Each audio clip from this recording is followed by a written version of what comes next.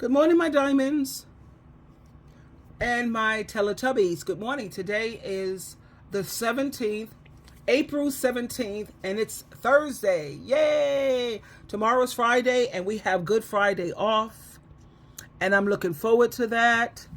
Having a day off. I could have my staycations. I like doing staycations where you could just get rest. You know, working 3 jobs, baby. It's a lot. So when I get a chance to rest up, it feels amazing. Alexa, what's the weather today? Right now in Albany, it's 39 degrees Fahrenheit with clear skies. Today's forecast has lots of sun, with a high of 56 degrees and a low of 30 degrees. Thank you, Alexa. My pleasure. Just doing my job. And a fine job you're doing. I don't know. I just get a kick out of it. I know, guys. I know. It makes me happy. It makes me feel good. It just makes me feel good.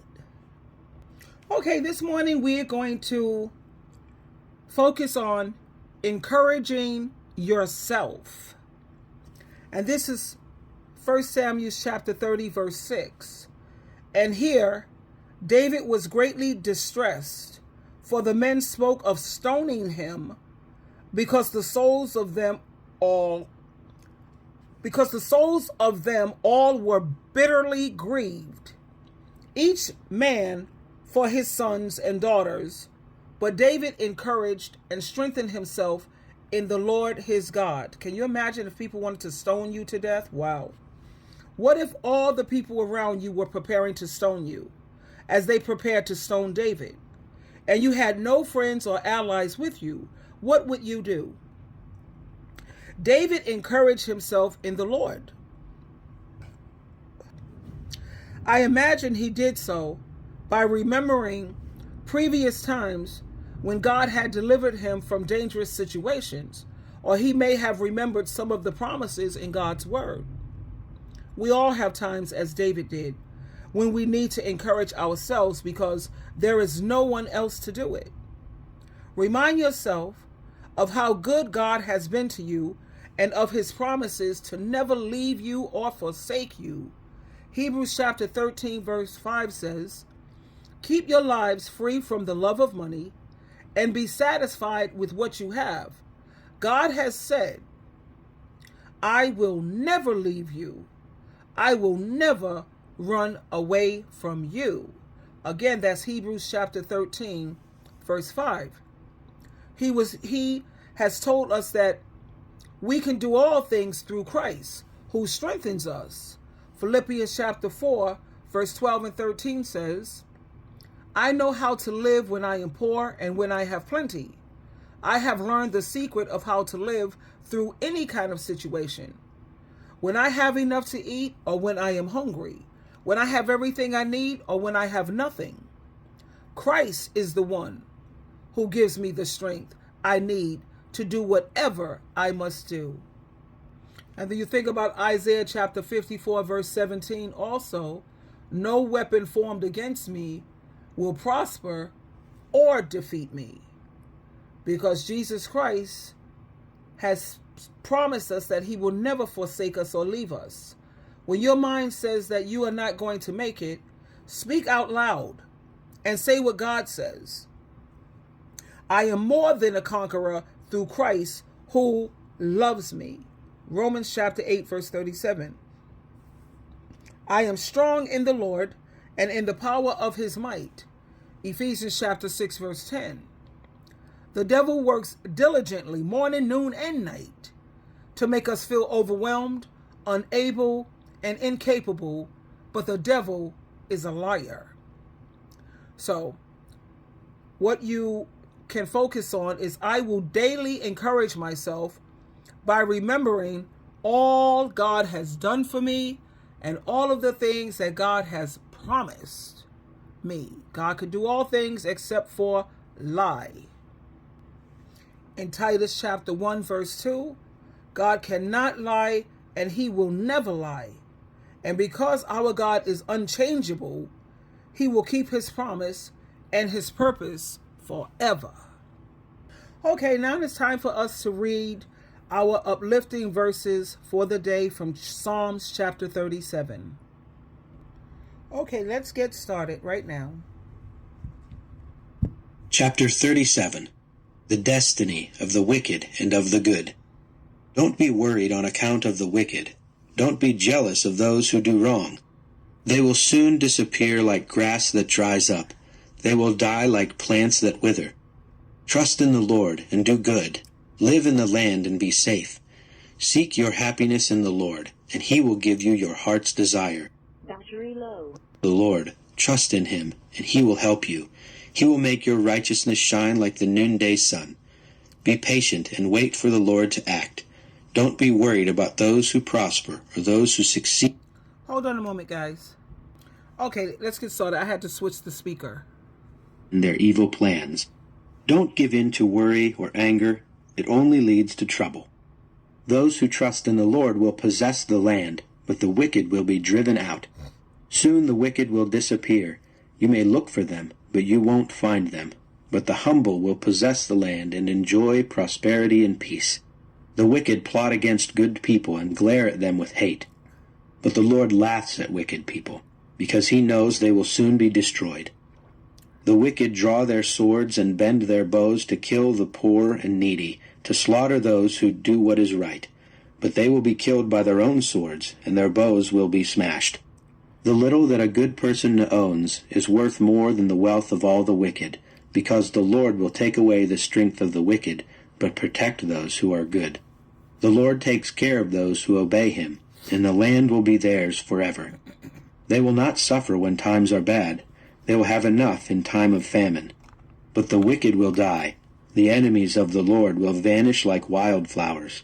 They will disappear like smoke. The wicked borrow and never pay back, but good people are generous with their gifts. Those who are blessed by the Lord will possess the land, but those who are cursed by him will be driven out. The Lord guides us in the way we should go and protects those who please him. If they fall, they will not stay down, because the Lord will help them up. I am old now. I have lived a long time, but I have never seen good people abandoned by the Lord or their children begging for food. At all times they give freely and lend to others, and their children are a blessing. Turn away from evil and do good, and your descendants will always live in the land, for the Lord loves what is right, and does not abandon his faithful people. He protects them forever, but the descendants of the wicked will be driven out. The righteous will possess the land and live in it forever. The words of good people are wise, and they are always fair. They keep the law of their God in their hearts and never depart from it. Wicked people watch good people and try to kill them, but the Lord will not abandon them to their enemies' power, or let them be condemned when they are on trial. Put your hope in the Lord, and obey his commands. He will honor you by giving you the land, and you will see the wicked driven out. I once knew someone wicked who was a tyrant. He towered over everyone like a cedar of Lebanon, but later I passed by, and he wasn't there. I looked for him, but couldn't find him. Notice good people, observe the righteous. Peaceful people have descendants, but sinners are completely destroyed, and their descendants are wiped out. The Lord saves the righteous and protects them in times of trouble.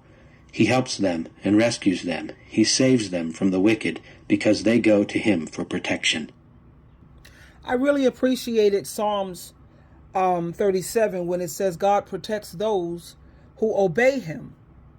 And this chapter is really great for when you're feeling stressed, overwhelmed. And trust me, I know we all have those days. First, it talks about trust. Trust in the Lord and do good.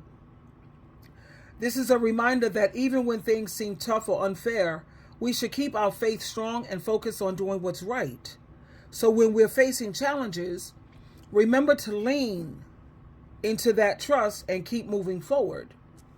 Next, we are encouraged to find delight in the Lord, and he will give you the desires of your heart. This isn't just about getting what we want. It's about finding joy in our relationship with God. So each day, we need to take a moment to reflect on what brings you joy and gratitude, whether that's spending time with loved ones, or enjoying nature, or just diving into a really good book. Next, it talks about the importance of having patience. I know how hard it is to wait. But when you're feeling anxious about the future, take a deep breath and remind yourself that good things take time. We have to always remember that God has a plan for each and every one of us. And when we align ourselves with His purpose, we're on the right track. So there you have it, my beautiful diamonds and Teletubbies. Trust, delight, patience, and purpose. This is how we can apply Psalms 37 in our everyday life. And I like the way it says how the wicked, you may see them one moment and then you go back and look for them and they're no longer there. So we are encouraged to just put your trust in God and be patient and take delight in serving Him. Now we're going to move on to your motivation for today. Okay, let's move on. Keep this in mind that there will always be a reason to complain, but for every complaint, there are millions of reasons to be happy. I don't think people keep this in mind. If you have food in your fridge, clothes on your body, a roof over your head, and a place to sleep, you are richer than 75% of people in the world. If you have money to spend as you wish and the freedom to go wherever you want, you are among the top 18% of the world's wealthiest people. Furthermore, if you are alive today with more health than illness, you are more blessed than the millions of people who will not survive this week. Lastly, if you can read and understand this message, you are more fortunate than the 3 billion people who cannot see, cannot read, and cannot access knowledge and information that surrounds us. Life is not for complaining about pain and sorrows. It's about prioritizing the countless other reasons to be grateful and happy. That was really, really very uplifting. Life is so unpredictable, and there's always going to be something to stress us out or to complain about. But here's the thing. Focusing on the negatives isn't going to get you far. Instead of complaining, we need to have an attitude of gratitude. Think about it. You woke up today, you're breathing, and you're alive. Being grateful doesn't mean that you're ignoring the struggles. It means acknowledging the good stuff too. Like I said, there will always be a reason to complain, whether you're having a tough day at work, a disagreement with a friend, issues with your family, or just the little things that don't go our way. The weather, work stress, that never-ending to-do list. It seems like every day it's work, work, work, work, work. It's so easy to get caught up in the negativity. But for every complaint we have, there are countless reasons to be happy and grateful. Think about it. The sun shining on your face, the laughter of a friend, the beauty of a puppy or your cat at home, or even that warm cup of coffee or tea in the morning. Now, these small joys, they add up and they create a part of a beautiful life. When we consciously choose to focus on what we're thankful for, we start to see the world differently. Instead of dwelling on what's wrong, we begin to appreciate what's right. Just think about this. Every day we wake up, that is a gift. You have the chance to experience new things, connect with people you love, and even enjoy the little moments like that first sip of coffee or that good laugh with a friend. Those are the moments and those are the things that really matter. Here, I'm going to give you a challenge. Here's a challenge, a fun challenge for you. Try writing down 3 things you're grateful for every day. I already told you I have my journal, and it's my grateful things that happen good to me today journal. And there's always something good that happened to me each and every day. It could be anything from a sunny day to somebody giving you a compliment, or even just your favorite song playing on the radio. Research shows that practicing gratitude can significantly improve our mental well-being. It helps us to be more resilient, and it helps us to navigate through difficult times with a clearer mind and a lighter heart. So when you find yourself caught in the cycle of complaints, pause for a moment and reflect. Ask yourself, What am I grateful for today? And at the end of the day, there will always, like I said, be reasons to complain, but there are way more reasons to laugh until your stomach hurts. And be grateful for this crazy ride we call life. Remember, there will always be reasons to complain again, but there are so many reasons to be happy and grateful. Let's focus on that part instead. All right, my darlings. Now we're going to move on to your Bible trivia. Who came to see Jesus Christ at night? Nicodemus, Caiaphas, Ruth, or Annas? John chapter 3, verse 1 through 21.